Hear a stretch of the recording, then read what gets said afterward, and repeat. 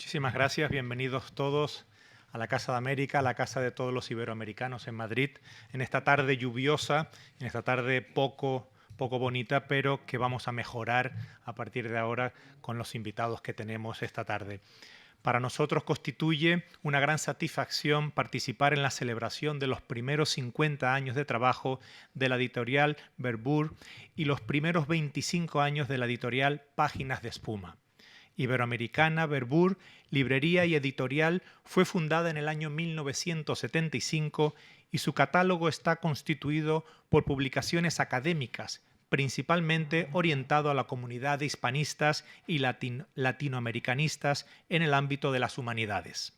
La editorial Verboer fue fundada por el gran librero y editor alemán Klaus Verboer, que ya no está entre nosotros y se ha convertido, con el paso de los años, en una de las referencias fundamentales para el conocimiento y la divulgación de la cultura hispanoamericana contemporánea en español. Páginas de Espuma, que celebra este año su primer cuarto de siglo, puede vanagloriarse de ser la única editorial que vive del cuento, por estar dedicada de manera exclusiva a la publicación de este género literario.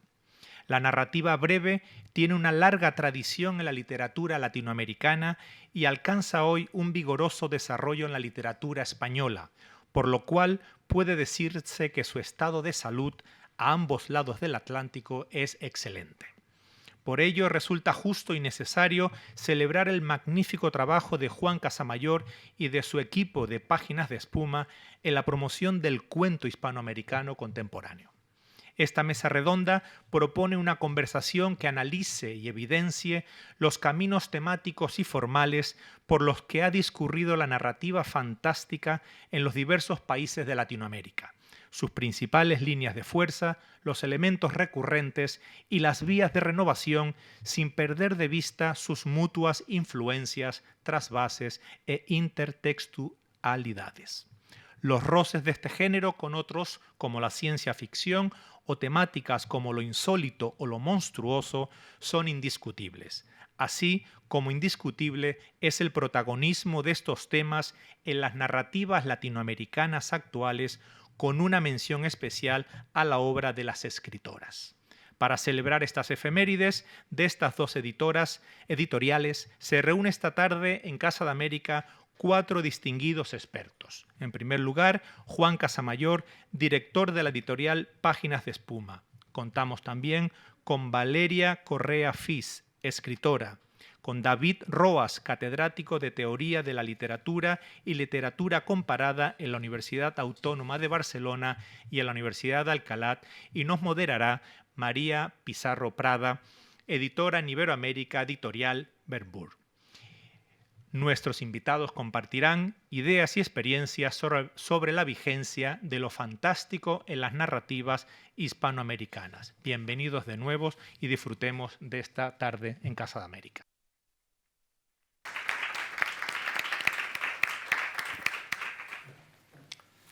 Bueno, gracias a todos. ¿Se me oye? ¿Se me oye bien? Sí. Gracias a todos los presentes, a Casa de América por acogernos siempre y a mis acompañantes hoy en la mesa por decir que sí tan rápido a la invitación.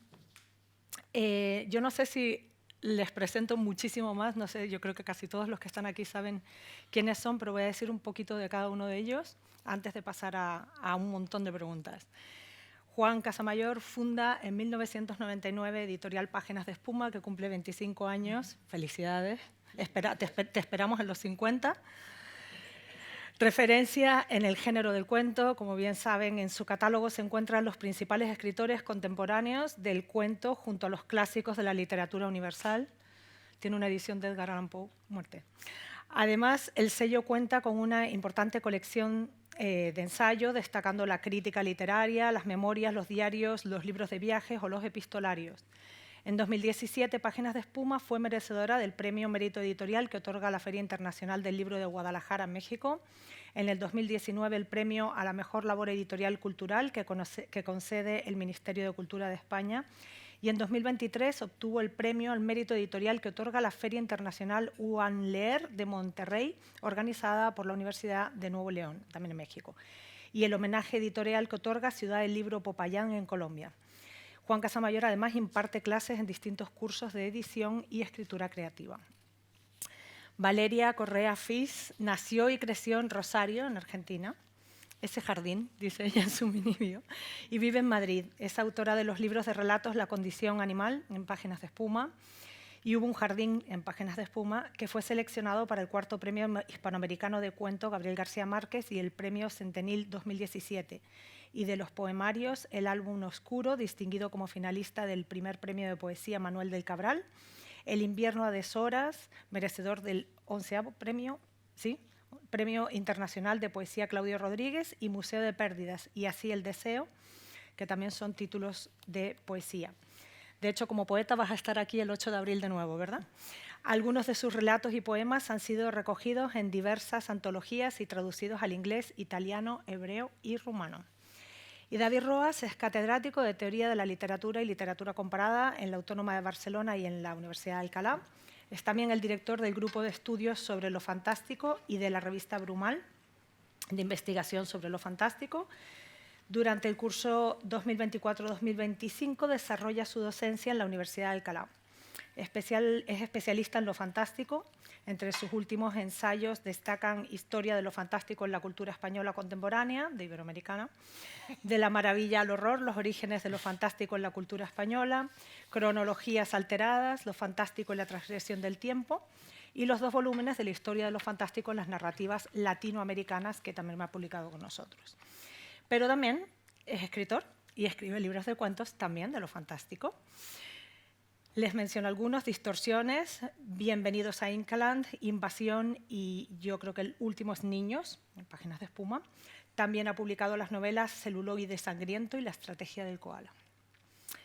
Y nosotros, Iberoamericana, Editorial Verfurth, cumple 50 años. Esta mesa redonda forma parte de una serie de eventos que hemos organizado para celebrarlo y para celebrarnos.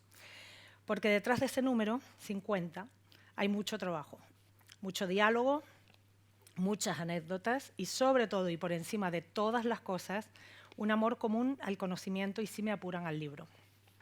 Somos todos conscientes de los numerosos cambios a los que se enfrenta una editorial a lo largo de 50 años. De la corrección en papel al PDF, de envíos postales a plataformas de subida de documentos, del papel al catastrofismo con el que se presentaba lo digital hace solo 20 años y que ha resultado en convivencia. Y en el libro académico específicamente, que es a lo que nos dedicamos, los actuales retos del acceso abierto. Y por último, pero sabemos que no será lo último, la polémica mina de datos y la inteligencia artificial que actualmente centran nuestra atención, preocupaciones y diálogos.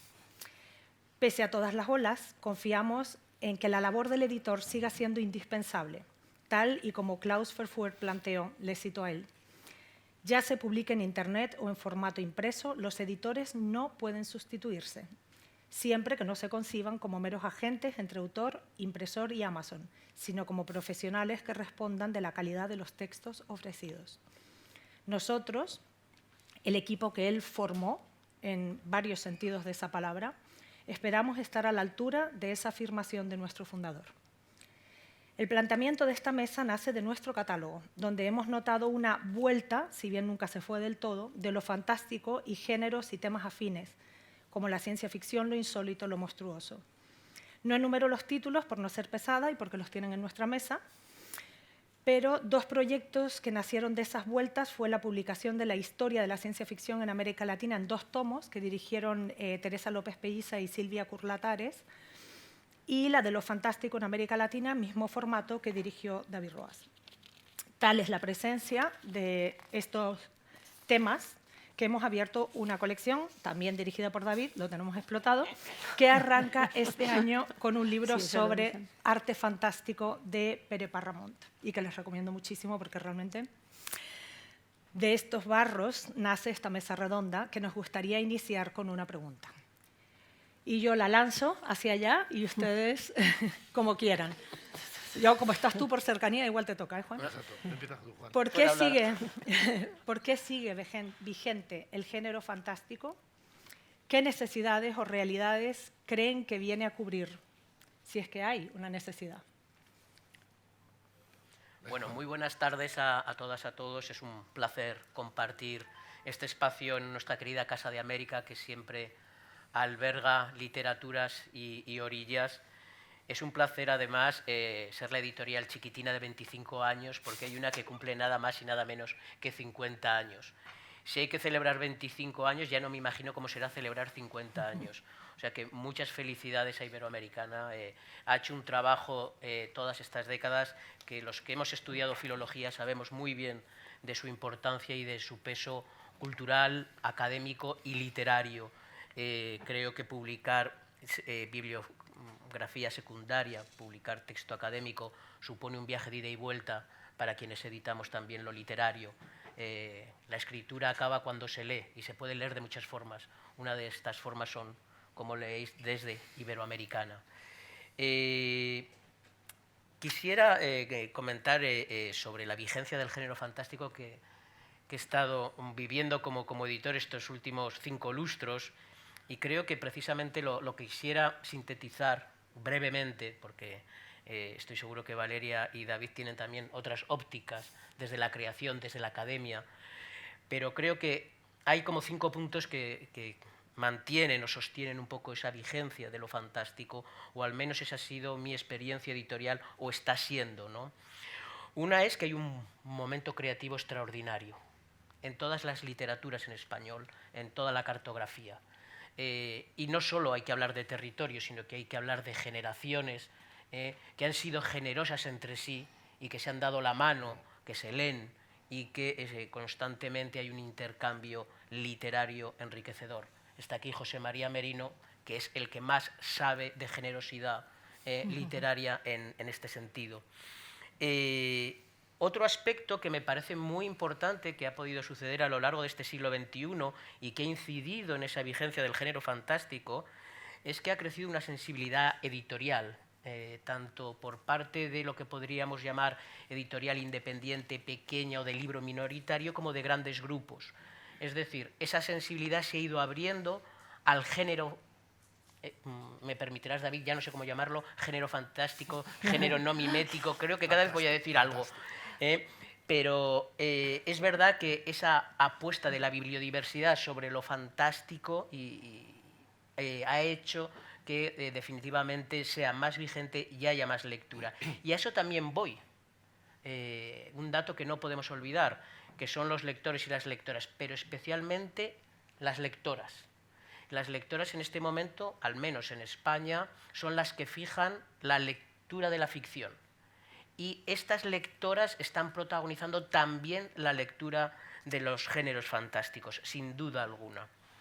Luego, no se puede obviar, y creo que aquí vais a poder iluminar muchísimo este punto, que se ha ido sistematizando cada vez más los estudios académicos.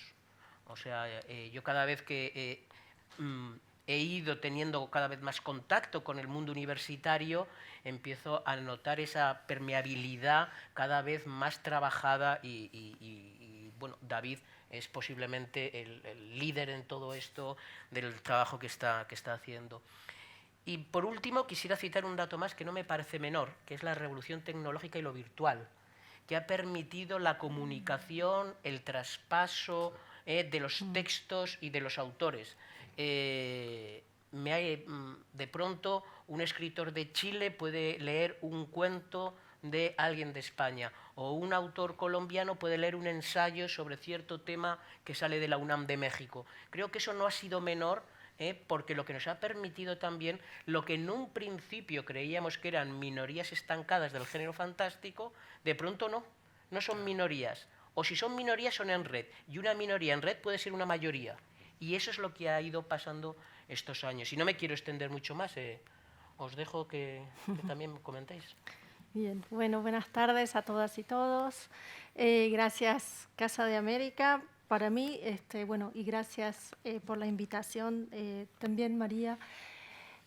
Enhorabuena a ambas editoriales. Una es mi casa, Páginas de Espuma, así que reitero solo las felicidades. Decía que este ciclo para mí es un poco, en un sentido, una continuación de un ciclo que ya organizó Casa de América, no me acuerdo si fue el año pasado o el anterior, que tenía que ver con una mirada y perdón, David, porque no voy a hablar solo de literatura fantástica, que bueno, David es un experto y bueno, tiene unos ensayos maravillosos en torno al tema, sino más bien de literatura no mimética, ¿no? Y digo que esta charla puede ser una continuación de una que ya hizo Casa de América, que tenía que ver con el boom, pero de las autoras, ¿no? El boom menos conocido. Porque para mí esta idea del fantástico en realidad es probablemente solo una continuación de esas fuentes, ¿no? Yo creo que la historia del continente latinoamericano es una historia de mestizaje, de confluencias de culturas, de hibridación, que de muchas maneras ha encontrado un camino creativo expresivo a través de los géneros no miméticos, ¿no? Una manera de incorporar todo nuestro bagaje de los pueblos originarios, todo el bagaje de otras religiones y creencias que no tengan que ver solo con el cristianismo, han encontrado un camino por allí, ¿no? Obviamente que es conocido el boom latinoamericano, Rulfo García Márquez, etcétera, y el trío fantástico Borges, Bioy Casares, me había ido, dije, y Cortázar. Pero yo creo que gran parte de esta ola de mujeres escribiendo literatura no mimética también tiene que ver con la literatura de Amparo Dávila, con la literatura de Elena Garro, con la literatura de María Luisa Bombal, autoras estas por eso decía que esta charla es una continuación de ese otro ciclo que había organizado Casa de América, ¿no? Entonces tenemos una tradición, creo yo, que nos coloca o que nos habilita, digamos, unos espacios creativos que tienen que ver con lo no mimético, ¿no? Como forma expresiva. Después, creo que la literatura no mimética ha sido usada también mucho para expresar en unos contextos sociopolíticos de dictadura, de crisis económicas, de policrisis ecológicas también, en esos marcos difíciles, ya sea porque se censura, ya sea porque es muy complejo, casi inefable a veces, contar lo que está pasando, también lo no mimético ha encontrado una vía para encauzar toda esa problemática, ¿no? Luego, si quieres, podemos hablar, yo no quiero ocupar demasiado también, pero podemos hablar de muchísimos autores y autoras, ya no solo también en Latinoamérica, ¿no? Sino en España, que están trabajando también en esa línea, con otras temáticas o con temáticas parecidas, ¿no? Y después entiendo que lo no mimético viene a dar una respuesta a un montón de cosas que están pasando hoy, que tienen que ver con los poshumanismos, con las crisis ecológicas, con esta época de posdemocracia, posverdad, poscapitalismo, bueno, que habilita todo este lenguaje y toda esta mirada que no se puede encauzar tan sencillamente o tan restrictivamente a través de la literatura mimética, del realismo, etcétera.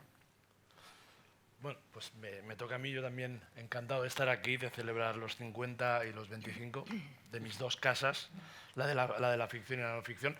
Yo cumplo 15 años este año con Páginas de Espuma, porque en el año 2010 publiqué Distorsiones, mi primer libro en páginas, con lo cual todos son aniversarios y celebraciones, y es un placer estar aquí en Casa de América. Hoy también es mi primera vez a este lado, siempre he estado a ese lado, con lo cual es otro placer. Para no extendernos, porque sé que María ha preparado una sarta de largas preguntas y que todos podamos responderlas, yo a unirme un poco a lo que han planteado Juan y Valeria, en el sentido de que yo llevo tiempo diciéndolo, yo antes era bastante catastrofista desde el lado del mundo académico, y José María lo sabe bien. Yo creo que llevo un tiempo diciendo que vivimos buenos tiempos para lo fantástico, hablando en el ámbito español. El mundo anglosajón o el francés ha sido otra situación, pero ha costado. Y yo creo que ahora la vigencia de lo fantástico y esos datos que han dado Juan y Valeria son fundamentales para entender ¿Por qué tenemos ese interés en español en los diversos países que utilizamos el español como lengua de cultura y de expresión? Y que tienen que ver con muchas de las cosas que ha dicho Valeria acerca de dónde estamos, ¿no? Cómo estamos experimentando la realidad, cómo estamos todavía manteniendo esa relación de extrañeza, de miedo, de agobio, de lo fantástico va a servir para muchas cosas. Pero antes de llegar aquí, quiero ir a donde empezaba Juan. El hecho de cómo ha costado, pero qué bien vivimos ahora en un mundo en el que lo fantástico tenía un peso en las editoriales muy pequeño, editoriales de ficción, en el mundo académico cero. La casuística siempre es un recurso facilón para hablar, pero simplemente decir, para que veáis también, se cumplen ahora 25 años también de mi tesis. En el año 2000, mi tesis dedicada a lo fantástico en España era la segunda que se hacía en España en su historia. O sea, hasta el año 2000 solo había aparecido una tesis dedicada al estudio de lo fantástico español, con lo cual dice mucho del estudio académico. Yo era el raro. Yo me acuerdo que mis amigos decían, qué bien, te lo pasas tú haciendo esa tesis doctoral. Digo, pues peor tú que te aburres haciéndola sobre Lope, aunque Lope es maravilloso, ¿no? Pero si te aburres, no hagas la tesis, haz una tesis sobre lo fantástico, el terror. Pero sí que costó introducirlo en los planes de estudio. Ahora, tesis doctorales, revistas. Hemos engañado al Ministerio desde el año 2010 y nos pagan por investigar sobre lo fantástico, cosa que es maravilloso. Que el Ministerio, la Generalitat de Cataluña me dio un premio por investigar en lo fantástico, maravilloso. O sea que, quiero decir que hay un ambiente, hago broma, pero es un ambiente que ha costado solidificar, ¿no? Que ha costado conseguir para que se viera con respeto, para que se viera la idea de que lo fantástico y sus hermanas y hermanos eran tan respetables como el realismo o cualquier otra forma expresiva literaria. Pero ha tardado y estamos ahí bien. Y yo creo que ahora sí que es verdad que la atención enorme de las editoriales, que es un elemento fundamental, sin ellas pues no llegaría esto a los lectores y lectoras. El hecho también de que hay una gran producción, y eso es verdad, solo el sello de Juan es un claro ejemplo, pero podemos ir a otros sellos en los que cada vez estamos viendo más autores y autoras. Yo hace años con José María, que hemos hecho muchas actuaciones juntos, yo antes decía, ¿no?, que José María o Cristina Fernández Cuevas o algo así, ya fueron autores que abrieron y sobre todo que ya no tenían que pedir perdón por hacer literatura fantástica, ¿no? Y estoy hablando del caso español, pero podemos hacer lo mismo con el lado latinoamericano. Yo estoy colaborando con varios proyectos de investigación en diversos países y todos cuentan lo mismo. Siempre nos han dicho que no había literatura fantástica, menos Argentina. Sí, sí. Porque está Dios Borges y su profeta Cortázar, pero el resto de países no existía la literatura fantástica. Bueno, Rulfo, ¿no? Pero Chile, Perú, Colombia, Bolivia, nada. Eso era un páramo, nunca existió y gracias a investigar en las historias nos hemos dado cuenta del enorme catálogo de autores y sobre todo de autoras, ¿no? Que eso es un elemento fundamental también, no solo en el presente, que es donde estamos viviendo, y no quiero utilizar el paparbaraboom, que siempre me parece un poco por comparación fea, pero sí que una especie de inmensa profusión de autoras que están desarrollando un género que también durante mucho tiempo parecía que era un género masculino, ¿no? Que era el de lo fantástico, la ciencia ficción o lo insólito, o ahora este otro campo que está estudiando, por ejemplo, Carmen Alemán, que es el de lo inusual, que Valeria, por ejemplo, es un ejemplo perfecto de autora inusual. Yo soy de los pocos hombres que me encanta, que Carmen me ha dado el sello de inusual, con lo cual es precioso que seas inusual, además de raro. Pero sí que es verdad que es un campo que estamos cada vez disfrutando más. También está ayudando mucho el qué, pues la televisión, las plataformas, la cantidad de series que estamos consumiendo, que antes se producían muy pocas en España y fuera de España. Y ahora cada vez es más, ¿no? Yo creo que es eso, que se está generando una especie de sistema literario, cultural, que está pues eso, valorando lo que ha tardado en valorarse, que era lo fantástico y sus hermanas. Me callo porque seguro que hay más temas para sacar, pero yo creo que eso, que la vigencia está ahí porque seguimos necesitando de lo fantástico para hablar de nuestros miedos, de nuestras obsesiones, de nuestros agobios o de lo bonito que es pasar miedo, que también es un placer. Aunque a María no sé que no le gusta pasar miedo, pero bueno. Valeria, me ha llamado muchísimo la atención. Yo ya por supuesto, ya mis preguntas ya dieron toda la vuelta, ya nada que ver con lo que iba a preguntar. ¿Cómo has recogido todo el bagaje de Latinoamérica, ¿no?, del eclecticismo en general en casi todos los ámbitos, para señalar esa historia, ¿no?, que trae a lo fantástico al presente? Y me he quedado con la pregunta en la cabeza, ustedes saben más de fantástico que yo, seguro, 100%. Si esa es la explicación para América Latina, ¿cuál es para España? ¿Son las mismas influencias? Porque a mí me parece que no. Yo no sé del pasado, pero por ejemplo, te puedo dar un caso concreto, ¿no? Laila Martínez, la escritora Laila Martínez, con su novela Carcoma. Yo creo que España recibe un poco de... Esta es una teoría mía, pero que no soy académica, así que ni tampoco editora, con lo cual para ver estas cosas más de mercado, ¿no?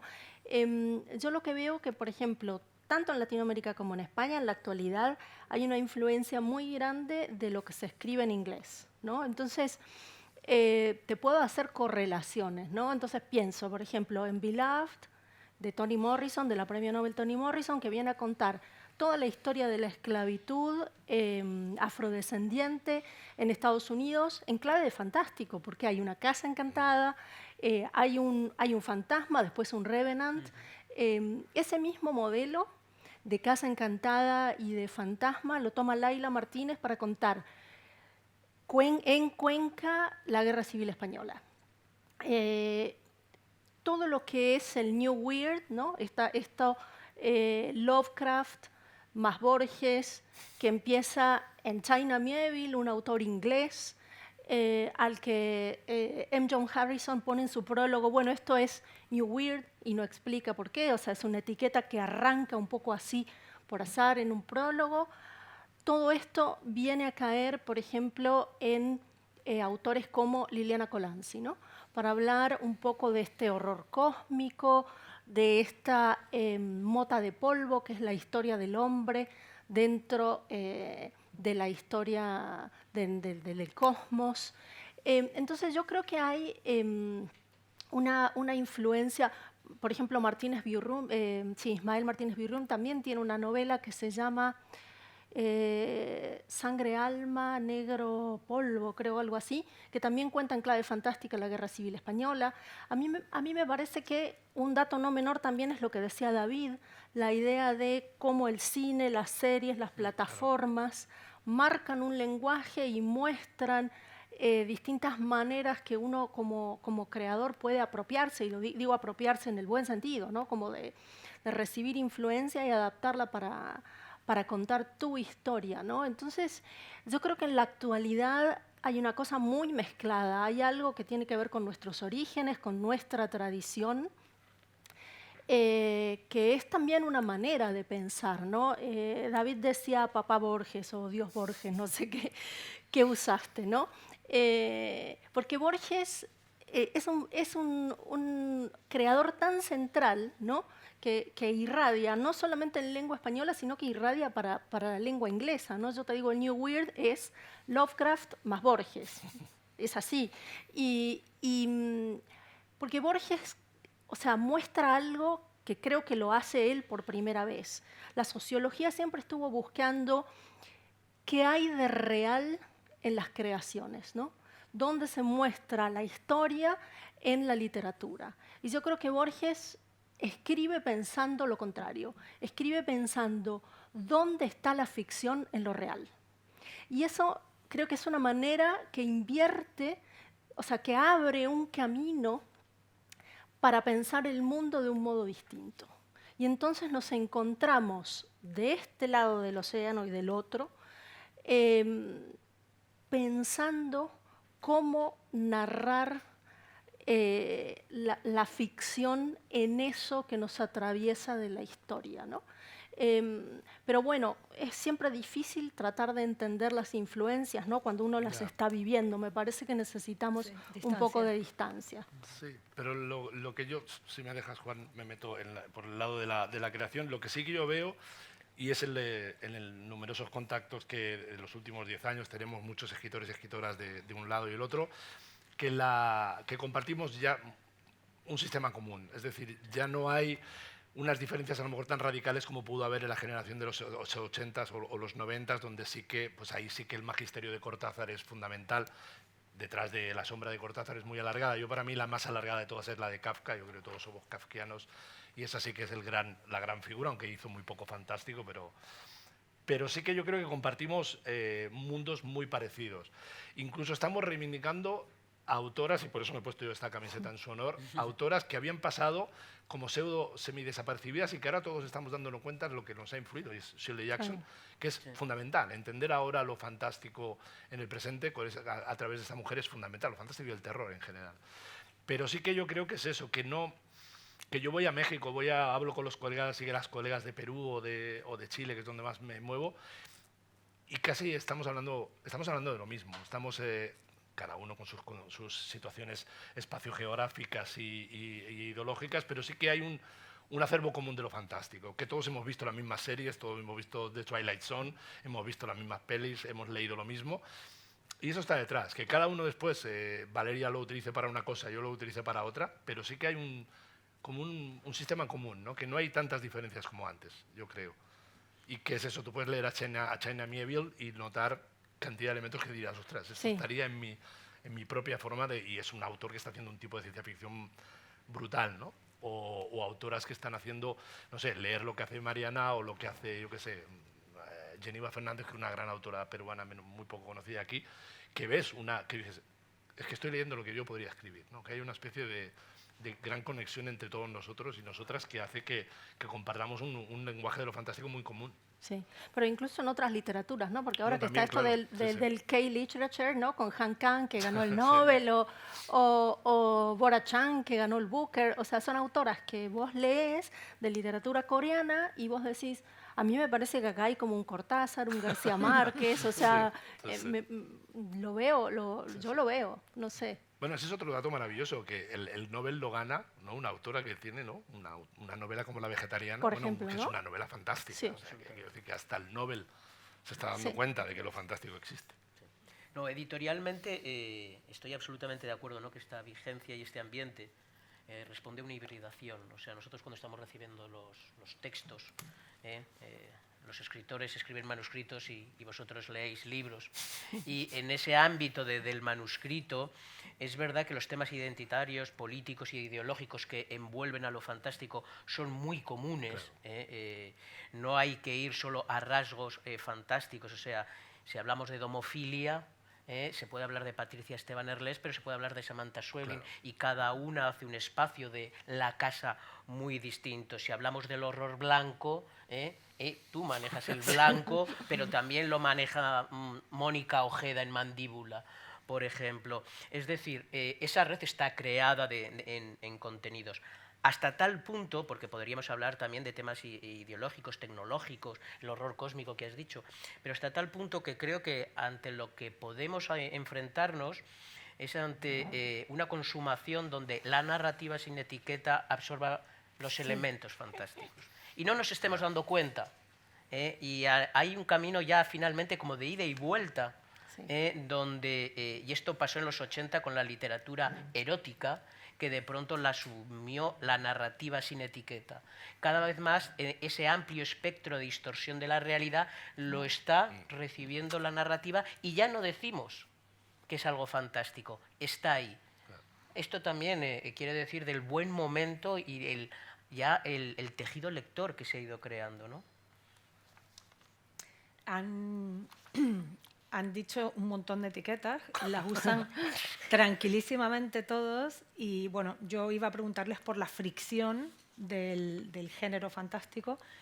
Yo creo que a lo mejor nos podemos detener un poco porque ha salido inusual, new weird. La ciencia ficción no la han mencionado tanto como yo esperaba. Pero está ahí porque hemos... ya la ciencia ficción es ya mainstream. Sí, claro, ya no es más... Sí, pero a mí me interesan las fricciones con lo fantástico, no la ciencia ficción como género, que la pura ciencia ficción, sino estas mezclas, lo monstruoso, el horror blanco, predomina uno u otro, se mezclan todos, lo usan conscientemente los escritores, unas etiquetas u otras, de repente tú te acaban de calificar como horror blanco. Sí. Pero yo diría horror blanco en unos cuentos, en otros a mí se me va el rojo ya, Sí, y también creo que como creadora escribo terror y tengo algo de ciencia ficción. O sea, yo escribí en el 2012 una pandemia que está allí, ¿no? Creo que también trabajo con ciertas cuestiones de la ecología, ¿no? Sí. Me parece que, bueno, que las etiquetas están buenísimas a la hora de vender, de dar un orden, porque la obra tiene que colocarse en algún lugar en la estantería. La academia también la tiene que pensar desde algún lugar. Pero para mí, a la hora de escribir, yo no me pregunto tanto, no me interesa mucho qué género estoy trabajando, ¿no?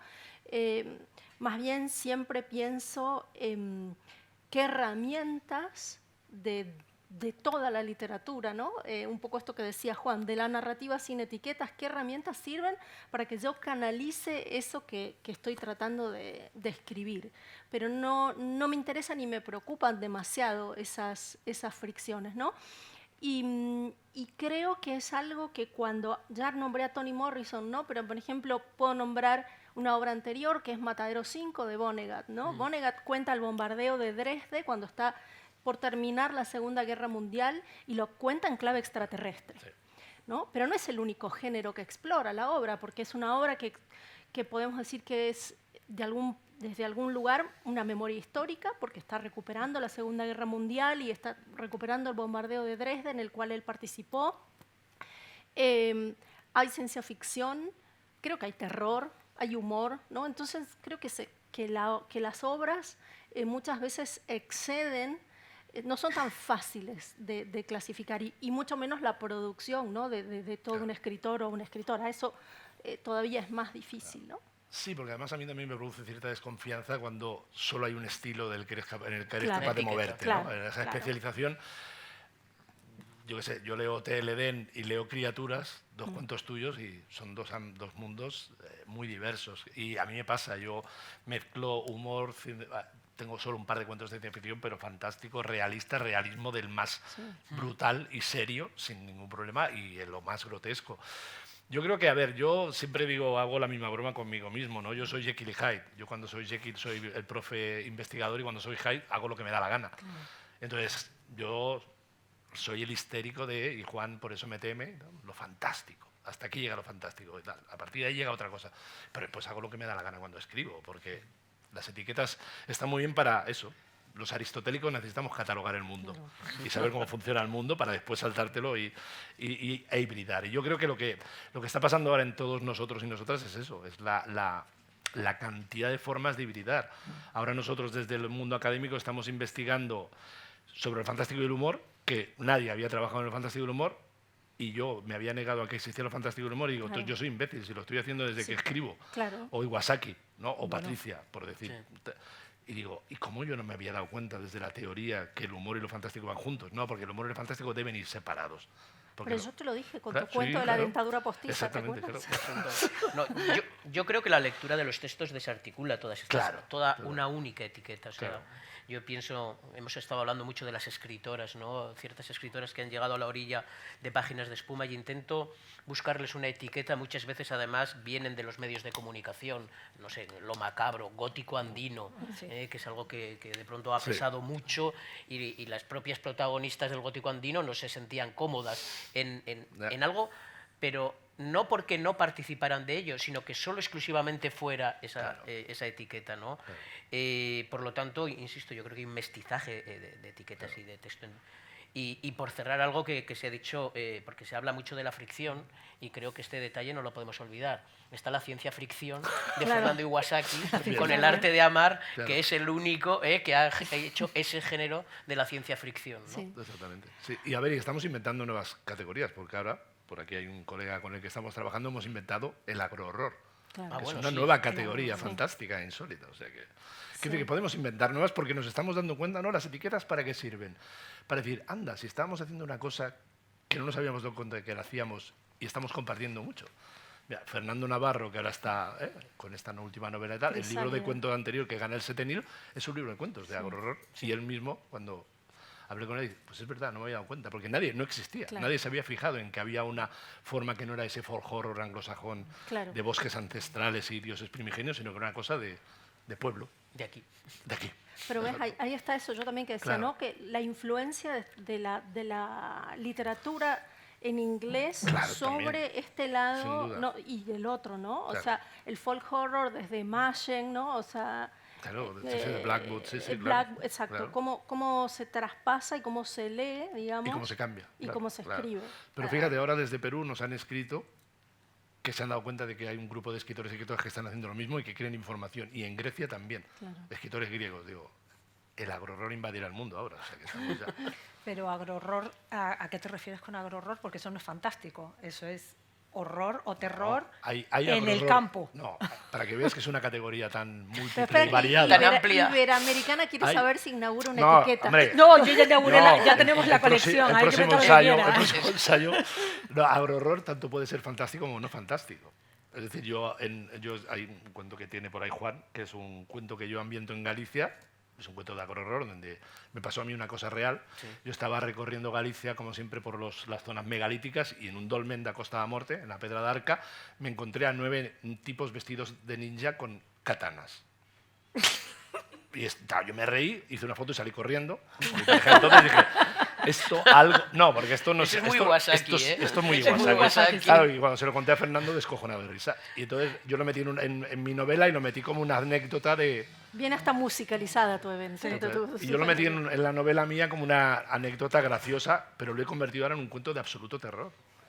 Porque es la experiencia de un tipo abismal que se encuentra con 7 bestias o 9 bestias, pero eso viene de la realidad. Y ahí no hay ni una gota de fantástico, ahí es puro real. O sea que estamos, en ese agrohorror se está moviendo tanto lo real como lo fantástico, lo inusual, y ya veremos a dónde lo llevamos. Y ahora se mezclará con el mundo andino peruano y lo que sea, claro.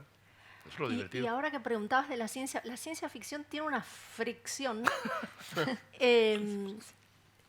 completamente inesperada que es con la política. Sí, Claro. Ah, ¿No? bueno, sí. O esa sea, era, esa es la la siguiente. siguiente pregunta.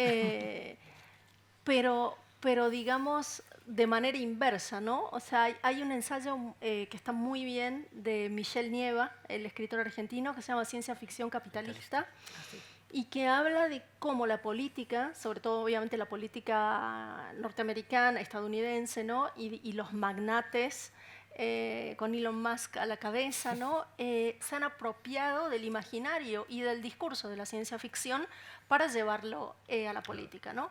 Entonces, una idea que está muy bien el ensayo de Michel y que explora cosas puntuales, pero una idea que ya era de Alan Moore, ¿no? Alan Moore en Cuadernos de Humo Sagrado tira una idea maravillosa que es que Europa ensaya su futuro a partir del pasado, porque Europa tiene un pasado mitológico y un gran pasado, ¿no? Estados Unidos tiene un pasado breve y además de vergüenza, porque cuando no es genocida con los pueblos originarios es esclavista. Entonces dice Alan Moore, ¿cómo impulsa Estados Unidos su futuro? Bueno, con la ciencia ficción, con el progreso de la promesa tecnológica. Entonces, es curioso porque la ciencia ficción como género puro y duro empieza a alimentar lo real. Y esto no lo esperábamos. Claro, pero fíjate No que... es, no, no y es vuelves a oracu- tu idea de Borges. no es oracular, claro, obviamente, no es Claro. oracular, no en el Claro. sentido oracular como podría haber sido, no sé, Verne, ¿no? O sea, que se Claro. medía un poco la literatura Hacia el futuro. hacia el futuro, Claro. diciendo, Verne, mira, él pronosticó la existencia del telégrafo, lo que fuera. No, sino al revés, ¿no? Miremos qué dice la ciencia ficción, incluso el lenguaje de la ciencia ficción, ¿no? Porque hay palabras... metaverso, por ejemplo, está en una novela, la palabra metaverso, ¿no? de este Zuckerberg, está en una novela como tal. Entonces, es muy interesante ese espacio. Claro, pero fíjate que lo que tú planteabas antes acerca de cómo lo fantástico también está sirviendo de arma política, Sí. cada vez más, antes lo fantástico tenía un peso, bueno, esta imposibilidad de la memoria, por ejemplo, de José María, que me viene ahora a la cabeza, que es un cuento completamente político a través de lo fantástico, ¿no? Pero ahora, ¿cómo se está haciendo? Y no solo en literatura, pienso en El Conde, ¿no? Utilizar el mito del vampiro Sí. para hablar de los efectos de la dictadura, no de la dictadura, sino de la vida en... ¿Cómo en se el- llama el chileno? Sí, el conde, la película del chileno este. Rein, Sí, Rein. sí, sí.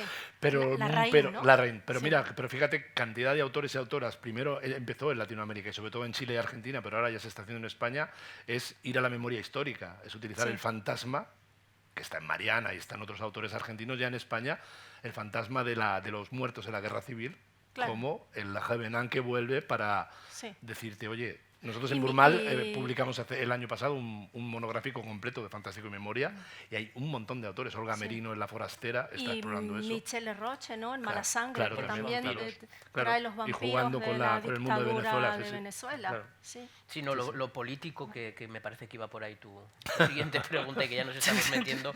No, pero no solo lo político, lo social y lo ideológico, ¿no? Yo estaba pensando en Mariana Enríquez, ese texto maravilloso que se llamaba Chicos que faltan, que luego fue un texto además que fue creciendo, o sea, de su primera versión en el 2009, publicado por MC, a la que publicó Anagrama en la tercera reimpresión que publicó Anagrama, porque Anagrama en el 2017, cuando publicó el cuento, era un cuento de 20 páginas. Y en la tercera reimpresión, esto aviso a filólogos que haya, yo soy filólogo, en la tercera reimpresión de Anagrama sale Chicos que vuelven, que el texto ya tiene 50 páginas. No compréis el libro electrónico porque sale Chicos que faltan. Bien, pero bueno, ¿qué es ese cuento? Claro. Sino una exploración en torno a los desaparecidos. Claro. O La Casa de Adela. O que La es lo Casa que de Adela, explora, por claro, ejemplo. sí, sí. Estoy pensando en biografía, por ejemplo, el primer cuento de sacrificios humanos de María Fernanda Ampuero, que si yo les cuento la historia de alguien que recibe un encargo y que tiene que hacer un viaje, y llega en un autobús, lo vienen a recoger y va a una mansión a escribir algo, y al final el cuento es una denuncia de la desaparición y los malos tratos a la migración, pero tiene una estructura absolutamente Bram Stoker. Claro. Sí. Absolutamente. Sí, sí, o sea, explora eso. Y por ahí podríamos ir a textos, estoy pensando, textos que no solo exploran la política como tal. Tu libro, David, Niños, que es una exploración de la paternidad, pero igual que ahora Andrés Neumann, Halfon, Zambra han trabajado sobre ese tema, se puede hacer también desde lo fantástico. Claro. Pienso en temas ecológicos, y pienso, está aquí José María Merino, Las puertas de lo posible, Claro. era un libro que terriblemente anunció en lo que estamos ahora, pero terriblemente en la precariedad sanitaria, en un desastre ecológico. Es decir, que esa pregunta que nos ibas a lanzar de metaforizar la política y que ya estamos en ello y nos hemos escapado, pues está Pero no nos presente. sabíamos las preguntas, que esto Pero no nos lo sabíamos. Juan lo ha deducido. Es que esto es muy fantástico todo. Como ya contestaron la pregunta de la política, pues yo me voy a cambiar de pregunta porque ya ven qué gracia. De todos modos, y ahora barro para casa porque mi género no es el fantástico, es otro. Una de las cosas que sí me chocaba cuando estaba dándole vueltas a esta mesa, hay un género por excelencia que se metió en temas sociales y políticos, yo diría que es su tema, que es el policíaco. Y un día creo que fue contigo, David, hablando de este tema, y si no fue con Teresa, porque tengo muchos más interlocutores al respecto, le decía que una de las cosas que me chocaba en el policíaco actual es que como ya no pueden resolver, porque deja de ser verídico, digamos que una de las cosas una de las características sí o sí que tiene que tener un relato policial es que sea verosímil, verídico. Voy a poner el guión delante, ustedes lo juzgan como quieran, pero por lo menos verosímil, porque si no deja de ser policíaco. Pero que claro, que en América Latina, que es lo que yo más leo, muchos de los casos, cuando llega el momento de intentar resolver, se dan cuenta de que es imposible porque lo que tienen para decir no se lo va a creer nadie. Entonces lo resuelven de manera que tiran de lo fantástico, de la ciencia ficción y de las fricciones varias, como diría Iwasaki. Uno de esos, precisamente, es un chileno que tiene una estructura que parece que va a ser policial y de repente, ¡puf!, que es Baradit. Y es Claro, muy, Baradit. muy, muy sociológico. Sí. Sí. Digamos, él sí habla bueno, digamos, sus novelas sí son una metáfora pura y dura de lo que está pasando en Chile, ¿no? Entonces, pues era una de las fricciones que pensé que iba a salir y aquí nadie la ha mencionado. Pero Baradit hace cyberpunk. Sí, hace también. pero es otra fricción. Sí. Bueno, pero en el cyberpunk también hay una base enorme de la Sí, estructura policial. completamente. Blade Runner es una obra Sí, cyberpunk. quiero decir. completamente. Sí. O sea, Pero ves, es una Claro. como resolver una cosa, pues a mí lo fantástico, como yo lo estoy leyendo es así, como que todo lo estoy leyendo casi como una metáfora política, pero más política con minúsculas que con mayúsculas también. Claro, bueno, Eh, que libros también de alegoría política ahí Claro, tienes. todo. O Sí, sea, no, tiene, sí, claro. o sea, Desde la granja de animales. sí, claro, de Orwell. O sea, Y ahora, por supuesto, a falta de poco tiempo ya y antes de que de Casa de América nos digan que qué pasa, ¿hacia dónde va el género? ¿Cuál es el futuro de lo fantástico? ¿A dónde lo ven? ¿Qué temas tiene por tratar? Porque hemos mencionado lo medioambiental, que lo hemos mencionado muy por arriba, pero que creo que es también una cosa que en Iberoamericana estamos Sí, viendo, una recepción tremenda, sobre todo sobre Venezuela, Sí. de libros para mi alegría, pero sobre todo sobre Venezuela, de libros de ecología y de ecocrítica. Todavía no sobre lo fantástico, pero ya te encargarás tú, David, de mandar uno. A ver, mira, yo por lo que, y es un buen medidor del síntoma de lo fantástico actual, y no es porque barra para casa, es la revista, nuestra revista, que es una revista académica, la única revista que existe realmente solo centrada en lo fantástico, porque hay revistas que trabajan con más géneros. Y fíjate que en los 2 últimos años, los monográficos que son muy ilustrativos de por dónde está ahora la gente pensando, porque es lo que está leyendo la gente, y sobre lo que no hay prácticamente bibliografía, ha sido Fantástico Vegetal, o sea, como el plant horror y todo este material que viene de una posición ecológica, de ver cómo la naturaleza se está descontrolando, porque nosotros la estamos descontrolando y se está volviendo hacia nosotros, lo fantástico y la ideología y la memoria histórica, lo fantástico y el humor, lo fantástico y el trauma. O sea, estamos, yo creo que no, como lo fantástico no vamos a dejar nunca de escribirlo, porque siempre hay un lugar que se llama lo imposible, que siempre nos va a estar perturbando, y nuestros miedos y nuestras monstruosidades. Por aquí ha salido Elon Musk, que es el monstruo mayor. Bueno, Trump es el mayor y después viene Elon Musk. no sé. No sé, por ahí, Es se un pelean. monstruo de 2 cabezas. No Duelo de sé, titanes. No sé. Ojo Pero- que te están grabando. Ya lo sé. Y tengo que ir a Estados Unidos dentro de unos días. ¿O no? Borra.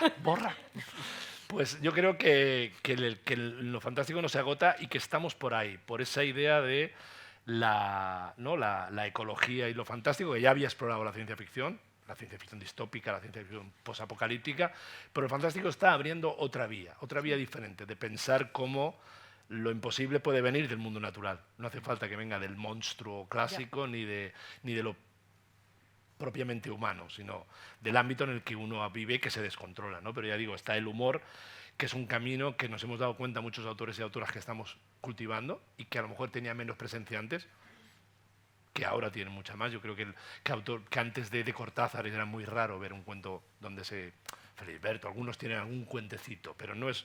Y yo creo que son síntomas de por dónde va a ir. ¿Qué vendrá después? No lo sé.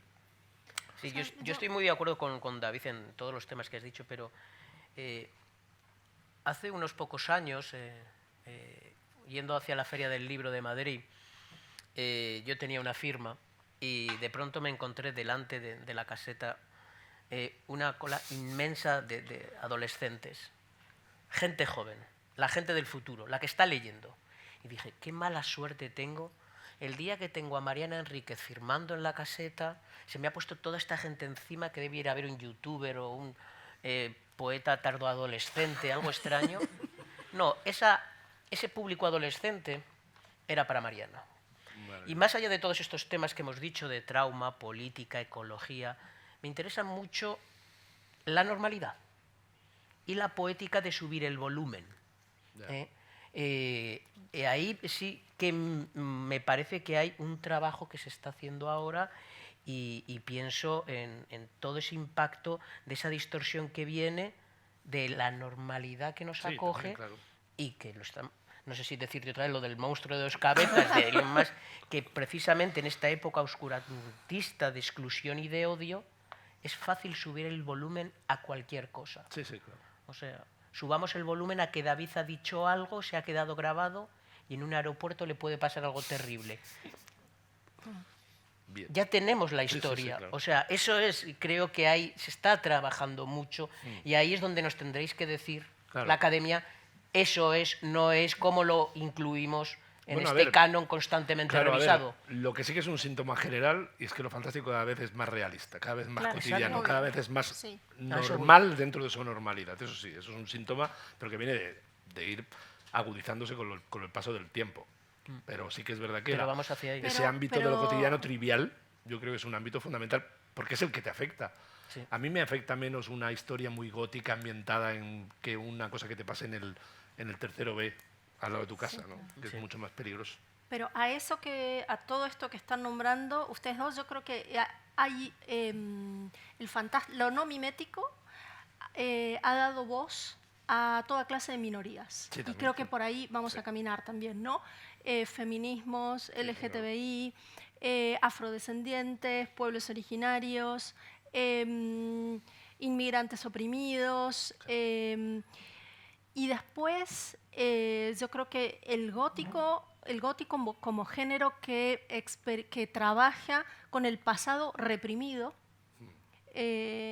también es un género que va a seguir creciendo, ¿no? Sí, la memoria. Me parece que de alguna manera esta idea del pensador norteamericano Jameson, ¿no? Frederick Jameson, que de alguna manera el arte recoge lo que él dice, el inconsciente político, ¿no? O sea, así como cada uno de nosotros tenemos un inconsciente de nuestros temores, esperanzas, etcétera, hay un inconsciente político y que creo yo que los géneros no miméticos son capaces de trabajar casi como esa frase de Celaya, ¿no? De que la poesía es un arma cargada de futuro. Bueno, yo creo que los géneros no miméticos son también eso, ¿no? Creo que por ahí va a haber un gran trabajo. Yo no sé si tenemos 5 minutitos para abrir la mesa si alguien quiere comentar algo. Yo todavía tenía una última pregunta, pero a lo mejor alguno de ustedes tiene algo más que decir o añadir, porque entre el público hay incluso el autor de uno de los capítulos de la historia de lo fantástico de Roas y también Merino por alusiones. ¿Alguien quiere añadir o comentar? Sí. Mi nombre es Eduardo Garrigues, soy escritor, pero no de temas fantásticos, y me ha interesado una cosa. Se había hablado de terror blanco. Yo es un término que no conozco, pero remontándonos a una época de la lectura anterior, en Moby Dick hay un capítulo dedicado a la blancura de la ballena. Y es que Melville consideraba que cuando un elemento terrorífico se disfrazaba de blanco era todavía más horrible. Entonces me gustaría a ver si me pueden explicar. Gracias. Profesor. No, tú lo has sacado, el terror blanco. Piensa que Gordon Pym de Poe también termina en la Antártida y el horror es lo blanco. O sea, que Y Sí, las pero montañas de la locura de Lovecraft. Sí, de pero, Lovecraft, ¿no? pero es precisamente lo que él ha dicho. O sea, que el blanco como connotación cromática para elevar un grado más todavía lo terrorífico. Pensad en nuestros huesos, pensad en un bebé llorando en un bosque que sonríe y tiene toda la dentadura blanca. O sea, la utilización del blanco es en ese sentido un ingrediente. Está el famoso capítulo de Mónica Ojeda en Mandíbula, donde reflexiona precisamente sobre lo que supone el terror, ¿no? Vestido de blanco, ¿no? Y otra de las etiquetas que me olvidé tiene que ver con el poshumanismo, ¿no? Con toda la idea de los cyborg, la máquina. sí, claro. O sea, Esto es allí. ciencia ficción. ¿Se supone que va del lado de la ciencia ficción? ¿O? Pero cada vez menos. Pero cada vez menos, ¿no? O sea, allí también hay un montón de escritores trabajando, ¿no? Pienso el último libro de Parásitos Perfectos de Sí. Luis Carlos Barragán, Exactamente. Sí, maravilloso. del Luis colombiano, Carlos sí. Barragán, el colombiano. O, por Muy ejemplo, bueno. Mil Ojos, la novela de Barrientos. El boliviano. Bueno, boliviano, sí. O sea, hay allí también mucho por explorar, ¿no? Sí, no, para el de Barragán es que es muy fuerte. Ese Es un bestial. Es un buen futuro para el género El de también. Barragán es bestial, sí. Y bueno, yo tenía una última pregunta que a lo mejor la dejo ahí. ¿Qué escritores de Latinoamérica no han recibido la atención que merecen? Borges. Venga ya. O están en la lista de pendientes. Y yo creo que Juan a lo mejor tiene una lista de pendientes. ¿Tienes una lista de pendientes? No es que tenga una lista de pendientes, o sea, yo lo que creo que sí que tenemos que seguir trabajando y es algo que se ha hecho desde la editorial, es cuestionarnos el canon. Es Claro. algo que... O sea, que al final era Borges. O sea, no solo era Borges. Exactamente. Solo era Eso es lo que nos Borges. tenemos que cuestionar, ¿no? Exactamente. Y eso sobre todo lo hemos particularmente hecho en lo que estamos hablando, que es con Insólitas, donde de pronto se ha dicho aquí, que no, creo que lo has dicho tú, David, o sea, que esta literatura se identificaba con un canon masculino y de pronto hemos descubierto que no, que las escritoras estaban ahí. Y por seguir creciendo ese territorio hemos seguido explorando. Entonces creo que esa asignatura está pendiente, pero no porque ahora hagamos un esfuerzo se va a resolver. A mí me da mucho pavor que dentro de 50 años haya que hacer una antología de cuentos fantásticos para recuperar a Valeria Correa Fiz, a Mariana Enríquez, a Samantha Schweblin, haya que recuperar a todas estas escritoras. Porque ha pasado ya. No es que estas escritoras olvidadas, marginalizadas, no estuvieran en su momento en el escenario. Ya. Totalmente. ¿Tú estás de acuerdo? Sí, estoy de acuerdo y además es difícil señalar quienes no tienen atención, ¿no? Porque probablemente los autores que están autoras que están en editoriales de género, ¿no? Que siempre es más difícil, pero porque por una cuestión, me parece, de marketing, de comercialización, de que todavía se sigue mirando un poco de costado al género, ¿no? Sí. Incluso al cuento, aunque, a pesar de la gran labor, o sea, incluso al cuento, porque siempre estás, o la poesía, ¿no? Que son los dos géneros que yo trabajo, siempre estás ahí, ¿no? En el borde. Entonces... Y que también cada vez es más grande la comunicación, pero todavía es difícil. Sí, es muy difícil. Yo cuando voy, acabas trayéndote otra maleta más Total. de todo lo que puedes ahí de autores y autoras que aquí no llegan, y a la inversa, porque también aquí ciertos autores llegan o llegamos por suerte, porque mira, por ejemplo, Páginas tiene un gran movimiento en Latinoamérica, pero otros autores... No. No. Yo llegas ahí, Y no habéis entre leído países tal, de América no sé Latina qué. tampoco. No, y entre ellos tampoco, claro. No, entre ellos es Hay una dificilísimo. pregunta aquí, y creo que con esta... primero aquí. Por alusiones. Te pasaré el micro, José María. Yo debo decir que he vivido, porque ya tengo edad, la normalización de lo fantástico. Porque cuando yo empecé... Bueno, realmente yo conocí lo fantástico en Gustavo Adolfo Bécquer. Y El Monte de las Ánimas era un cuento que la noche de ánimas en casa yo lo leía, porque yo era el mayor y mi papá siempre buscaba un cuento para leer algún día de celebración, ¿no? El Monte, y yo descubrí ahí lo fantástico y no me parecía raro, porque a mí me puede decir, hombre, a mí me gusta Kafka, pero me gusta Don Benito Pérez Galdós, me gusta la buena literatura. Pero yo creo que lo que ha pasado, y luego lo fantástico, en los años en que yo me crié, tenía una fuerte repulsa de parte de lo religioso. Es que lo fantástico competía con lo sobrenatural. Y era algo realmente que no... Pero yo he vivido cómo lo fantástico se ha ido normalizando de una manera natural, porque un personaje mío dice, la realidad no necesita ser verosímil. Y cada vez estamos viviendo más lo inverosímil de la realidad, ¿no? Cada vez lo estamos viviendo más. Mientras que lo fantástico, pues bueno, pues también tiene lo raro, cada vez está más siendo asumido como algo natural en la realidad, en la vida. O sea, y lo fantástico y muchas cosas que hace unos años no las podíamos imaginar, pues no sé, la inteligencia artificial, etcétera, pues ahora pertenecen a lo normal, ¿no? O sea, entonces yo creo que lo fantástico ha llegado a nuestra realidad para quedarse y con toda naturalidad. Y espero que siga fructificando. Hay otra pregunta allí, creo que va a ser la última, porque si hemos cumplido ya la hora. Yo vengo a preguntar por la parte de ciencia ficción utópica, por ejemplo, que en Argentina yo recuerdo encontrarme a Angélica Goricher, que de hecho tuvo muy buena correspondencia con Ursula K. Le Guin y le trajo muchas de esas obras. Entonces yo he notado, porque por ejemplo estoy notando que hay un boom de lo fantástico. De hecho yo soy de la generación millennium, si se puede decir. Bueno, millennium o Z, ya perdí. Da igual, otra etiqueta. Sí, somos la generación que salió en la internet. Sí. Y he notado que ahorita hay un resurgimiento de lo fantástico que se está respetando aún más. De hecho, en Venezuela, yo empecé a estudiar en Venezuela, por ejemplo, la fantasía se veía muy mal, pero ahorita poco a poco pues, se está respetando cada vez más y están aceptando cada vez más papers y cosas que en un pensamiento positivo.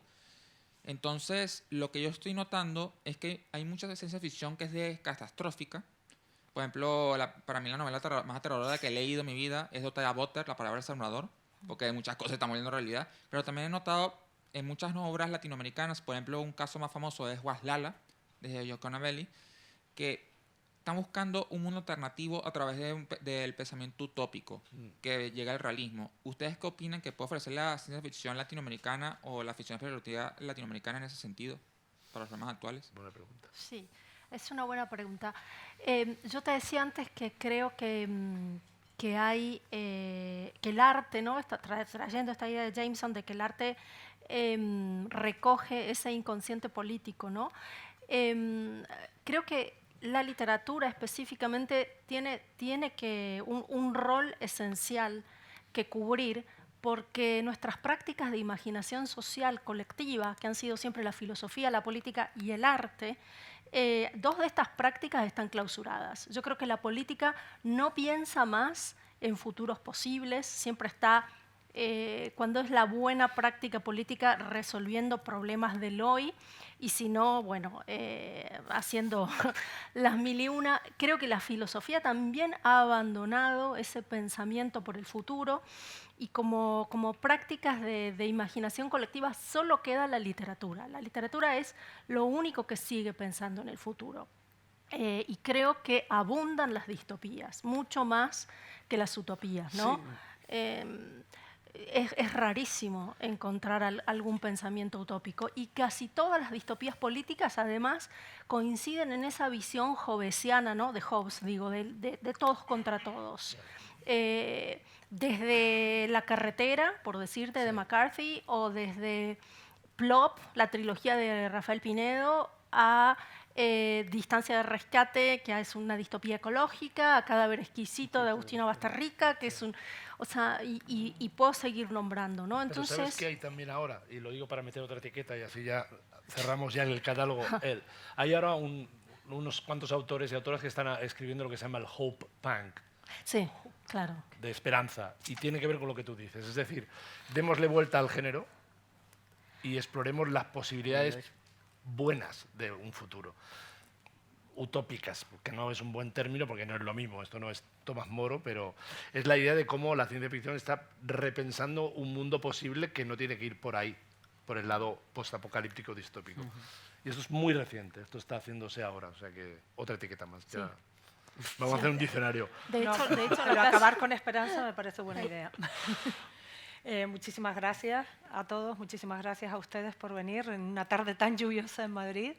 Y espero, yo me quedo con eso, que nos hemos quedado con una posibilidad de otro mundo, pero mejor en este caso. Gracias. Gracias.